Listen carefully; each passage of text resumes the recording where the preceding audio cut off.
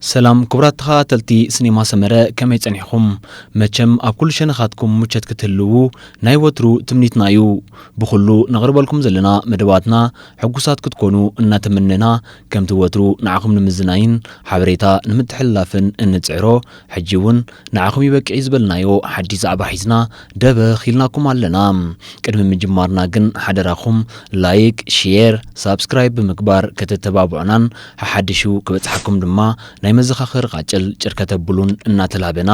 ስንቅና ሞራልያሞ ምትባዕኹም ኣይፈለና ንብል ንሕጂ ድማ ታሪኽ ህይወት ገዲም ተዋሳኢት ድምፃዊት ደራሲት ኣላይትን ኮሜድያንን ዝኾነት ስነጥበባዊት ኤልሳ ኺዳነ መተርኮሻ ስራሓታን ዘላለት ትሕዝቶ ኢና ሒዝናልኩም መፂና ዘለና ክሳብ ፍጻመ ብጽሞና ክትከታተሉና እናዓደምኩ ናብቲ መደብ የስክረኩም ሰናይ ምክትታል ገለ ናይ ህይወት ተሞክሮታት ኩሉ ሰብ ክሓልፎም ዝግብኦን ኣገዳስነቶም ድማ ዝወሓደ ክኸውንን ከሎ እቶም ገሊኦም ግን ኣብ ህይወትና ዓብ ተራ ካብ ምጽዋት ሓሊፎም ካብ ኣእምሮና ዘይሃስስ ዝኽሪ ይገድፉልና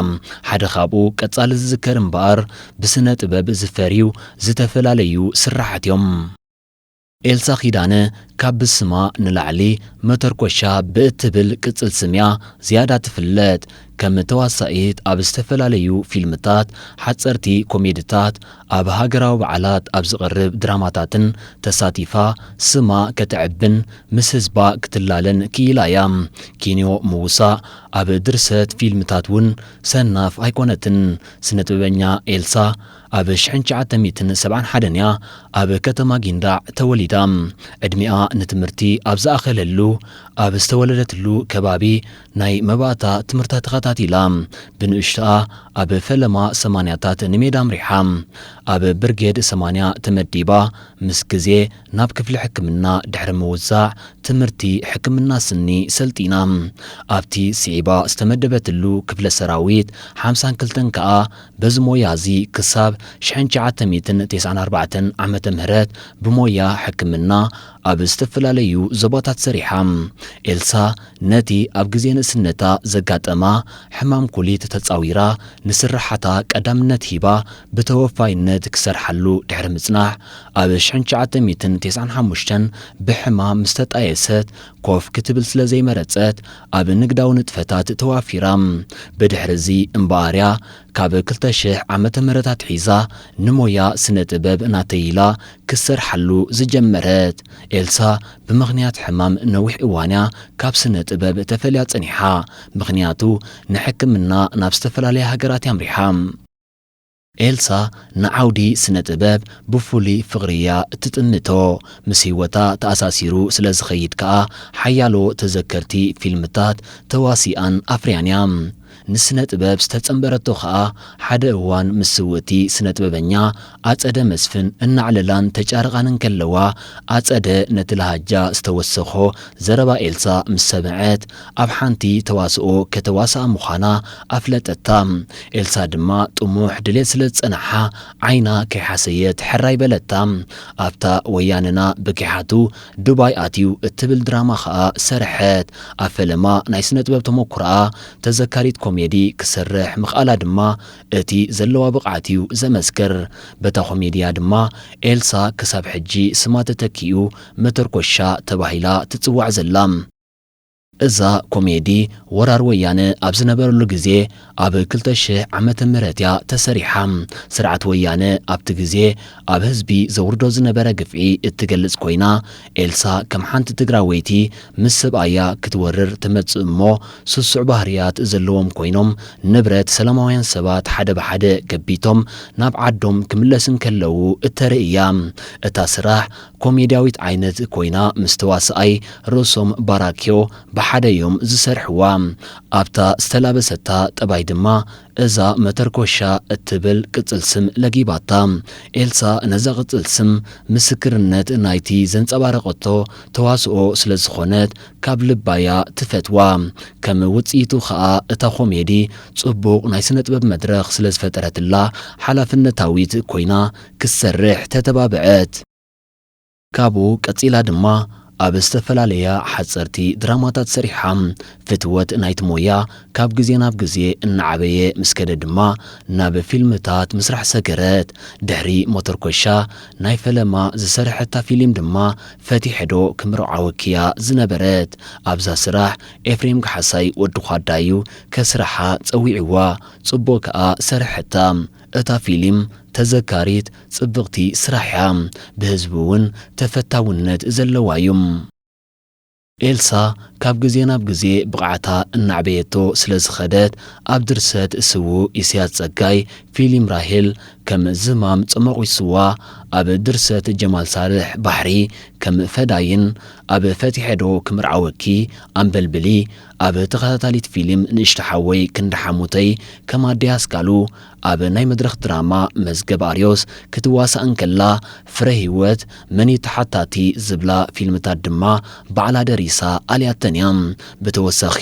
ዘይድበስ ጓሂ እትብል ፊልም ደሪሳ ብኣላይነት ኢሳያስ ጸጋይ ተሰሪሓ ብዘይካዚ እውን ኣብ ጉዕዞ ዝስርሑ ብርክት ዝበሉ ጽሑፋት ቁሙጥ ከም ዘለዋያ ኤልሳ ትገልጽ ኤልሳ ነቲ ዝተዋህባ ገጸ ባህርያት ካብ ልባ ተቐቢላ ስለ እትሰርሖ ዝኾነ ነገር ኣየጸግማን እዩ ነቲ ዝተዋህባ ገጸ ባህሪ ንምምሳል ከኣ ብድልየትን ክውንነትን ስለ እተጣምሮ ዝኾነ ጸገም ከም ዘይፈጥረላያ ትገልጽ ነዚ ንምግባር ድማ ኣብ መዓልታዊ ጉዕዞኣ ትዕዘብ መጽናዕቲ ተካይድ ታሪኽ ትውከስ ኤልሳ በዝን ካልእን ተተባቢዓ ከኣ ጻዕሪ ሓዊሳ ባዕላ ዝደረሰቶ ፊልም ከተዳሉ በቂዓ ኤልሳ ዝበዝሑ ስራሓታ ፍቕራውን ማሕበራዊ ህይወትን ዘጣመሩ ኮይኖም ኣዘናጋዕን መሃርን መልእኽቲ ኸኣዩ ዘለዎም ንኣብነት ፍረ ህይወት እታ ቀዳመይቲ ድርሰታ ኮይና ነቲ ኣርእስቲ ዘጣመረ ሕልኽላኽ ዝረኣየላ ፊልም እያ ኤልሳ ንሞይኣ ዝድርዑ ዝተፈላለዩ ስልጠናታትን ትምህርትን ቀሲማያ ገለ ካብኡ 3 ዓመት ዝወስድ ናይ ድራማ ኣተኣላልያ ዳይሬክቲን ትምህርቲ ኣብ ከተማ ለንደን ክትመሃርን ከላ ቅድሚኡ ድማ ኣብ ምእላይን ምውሳእን ን3 ወርሒ ብኤፍሬም ካሕሳይ ወዲ ኳዳ ኣብ ዝውሃብ ዝነበረ ስልጠና ክትሳተፍን ከላ ከምኡውን ብባህላዊ ጉዳያት ዝተማእኸለ ካብ ወጻኢ ብዝመፁ ኤርትራውያን ኣብ ዝተዋህበ ስልጠናታት ተኻፊላ ነይራ ካብ ስነ ጥበብ ወጻኢ እውን ዓውዲ ቢዝነስ ማናጅመንት ተማሂራያ ኤልሳ ኣብ መዓልቲ ናጽነትን መዓልቲ ሰማዕታትን እውን ዝተዋሳኣቶም ትሕዝቶታት ብዙሓት እዮም ካብኡ ቀጺላ ኸኣ ብምኽንያት 8 መጋቢት መዓልቲ ደቂ ኣንስትዮ ሓንቲ ደርፊ ዘርግሐት እታ ደርፊ ስነ ጥበበኛ ሰሎሞን ድራር ዝገጠማ ኮይና ብምኩራት ሙዚቀኛታት ከም በዓል ሳላሓ ተሰሪሓ ኣዴታተይ ኣንተን ጽላል ዳዕሮ ጽላል ሃገር ስምክን ከላዕሎ እዋን ጸገም ኣርኣያ ትኾና ቀላይ ዓቕሊ ምስ ባሕሪ ልቦና ጻዕዳ ልበን ጽሪ ከም ዓለባ ኣብ ትልክሲ ፍቕሪ ትድርባ ንያቲኽን ናይ ሃገር ታቦታ ግርማ ሞጎስ ሃባኒ ዕልልታ ኤልሳ ኣብ ዓውዲ ደርፊ እውን ካብ ልምምድ ምክያድ ኣዕሪፋ ኣይትፈለጥኛ ናይ ድምፂ ቴክኒክ ቮኳል ኣብ ሰሙን 2 ግዜ እናተማህረት ድማ ኣማዕቢላቶያ ከም ውፅኢቱ ድማ ካብ ህዝቢ ብዝረኸበቶ ምትብባዕ ኣብ ቦሎኛ ኢጣልያ ግጥሚ ብሰሎሞን ድራር ዜማ ብሓይሊ ዝጊ ቦሎኛ እትብል ደርፊ ድሕሪ ምድራፍ ኣብ ጆኔቭያ እውን ሓድነት እትብል ደርፊ ኣስዓበት ሓኔታይ እትብል ፍቕራዊ ደርፊ እውን ብክሊፕ ሰሪሓ ኣዳልያያ ኤልሳ ድሕሪ 2011 ብሰንኪ ሕማም ካብ ስነ ጥበብ ክትእለኳ እንተተገደደት መንፈሳ ግን ወትሩ ምስ ስነ ጥበብ ዝነብር ኣብ ዝተፈላለያ ሃገራት ኤውሮጳ ተሓኪማ ድማ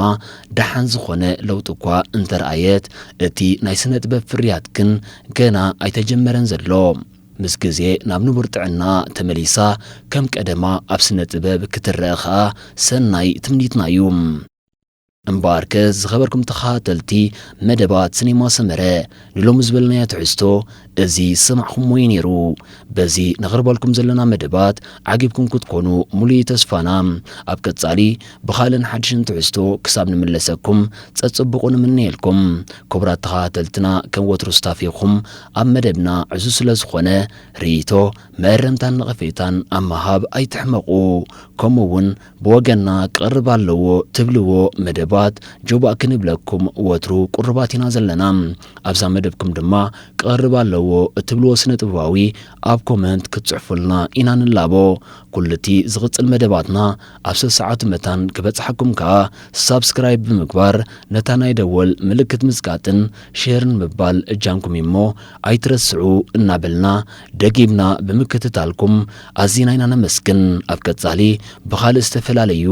መሃርን ኣዘናጋዕን ትሕዝቶታት ክሳብ እንራኸብ ሰላም ጥዕናን ረህዋን ንኹልና ሰሰናዩ